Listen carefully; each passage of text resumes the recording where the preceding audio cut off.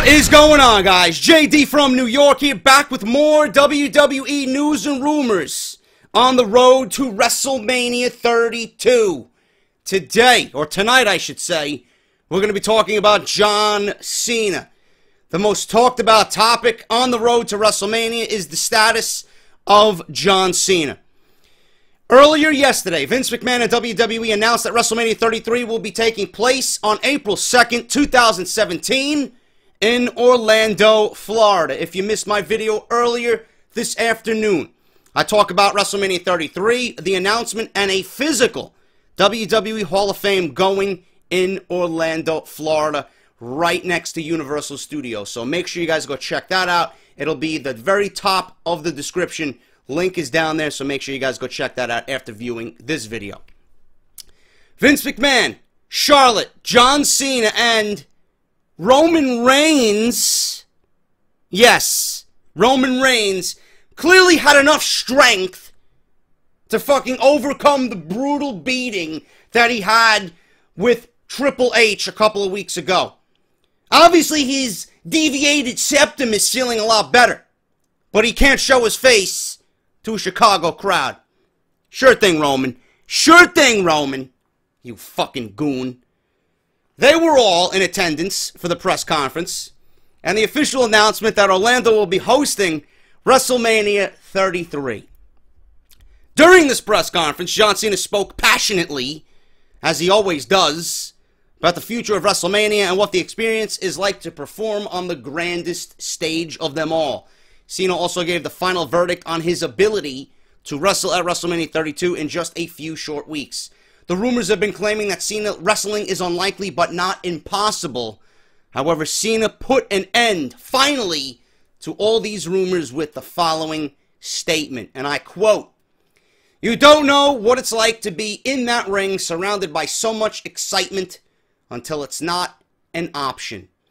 I've suffered an injury that required some surgical repair, and I've been on the bench as of late. As WrestleMania 32 beckons..." Who the fuck talks like that? Seriously.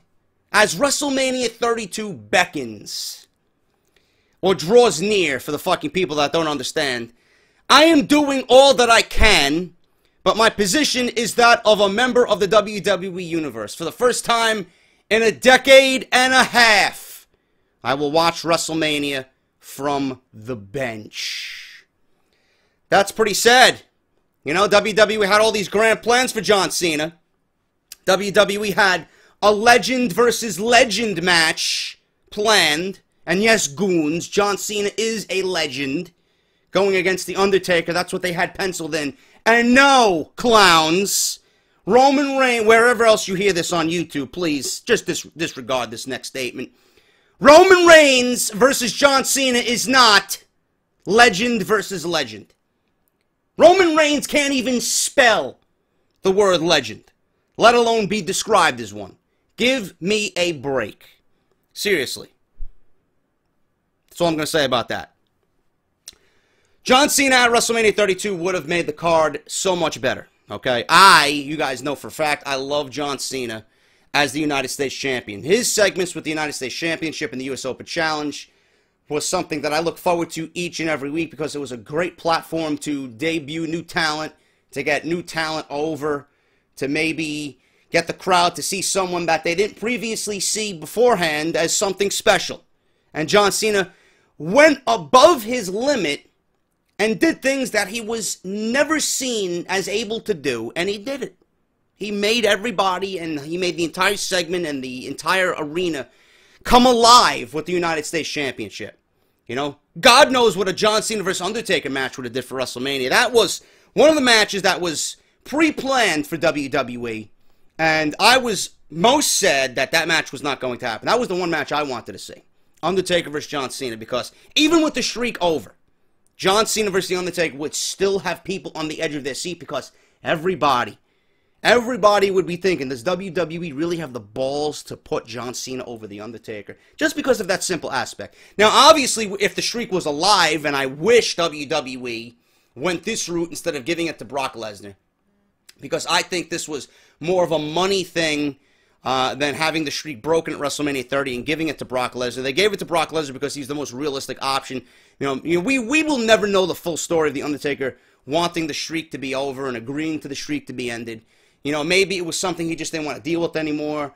Maybe he didn't want to put his body through that, and come back and just live up to the hype that the streak has created and push himself to that limit to do fucking 5-star Shawn Michaels-like classics with everybody each and every year. And, it's just a lot. It's a lot not only physically but mentally.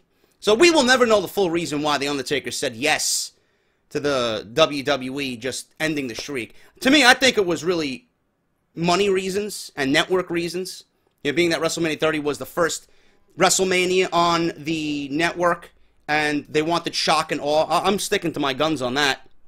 Very realistic option there for the streak to be ended. But WWE really gave up something that could have been fucking unbelievable, special. Some of the best shit that we could have ever seen on WWE television. John Cena, the most hated man in the fucking business. Challenging The Undertaker to break the streak. Can you even imagine what John Cena versus The Undertaker would do if Undertaker was still undefeated?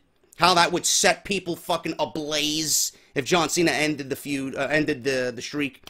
And that feud really did happen, leading to WrestleMania 32. How much that match would have everybody on the edge of their seat, fucking no nails left. It would have been an absolutely amazing feeling to be a wrestling fan, to just watch that, And I wish WWE stuck to their guns in having that happen, but obviously that's a foregone conclusion. I wish WWE stuck to their guns on that. But as far as John Cena, he said personally at this news conference yesterday, he's not going to be at WrestleMania 32. He's not wrestling at all. So put those rumors to rest, Dave Meltzer, please. All right, so what is John Cena going to be doing at WrestleMania? John Cena will be involved at WrestleMania in some way, shape, or form. He might not be in a wrestling role, but he will be at the event, no question. It's been known for quite some time that The Rock has been promoting WrestleMania 32, that he will be there. Who knows what he's going to be doing? Probably something with Roman Reigns, but he's saying that something monumental and something big is going to be happening at WrestleMania 32. I don't know what that could be. Nobody knows what that's going to be. Maybe John Cena can do a segment with The Rock, just like The Rock and Stone Cold did several years ago. Who the fuck knows? Maybe they can get involved in some way. Maybe they can have an in-ring segment. I don't know. As far as when John Cena returns to action, if he's not going to be returning at WrestleMania 32, I think the most logical thing for WWE to do is have John Cena sit out the recommended time for his injury, come back 100% healthy, do not risk him getting hurt again, and re-debut him and have his return back at SummerSlam in New York. Who knows what John Cena is going to be doing upon return? Maybe he goes back for the United States title. At that point, Seth Rollins will be back, Cesaro will be back, Randy Orton will be back. So WWE is going to get a lot of their big guys back. And I hope, just a little sidetrack here, I hope Cesaro doesn't get buried out of all those guys returning, because Cesaro opted to have his shoulder worked on and his shoulder repaired so that he can be 100% healthy. He was in the midst of a huge push, and that would have been the right time for him to be pushed, because with all these guys out, he could have reaped the benefits so much. And now with Cesaro coming back, with all these guys coming back at the same time, I just hope he doesn't get pushed down to the bottom of the fucking list. That's just my hope on that. But you got Money in the Bank this summer. Maybe Cesaro wins that.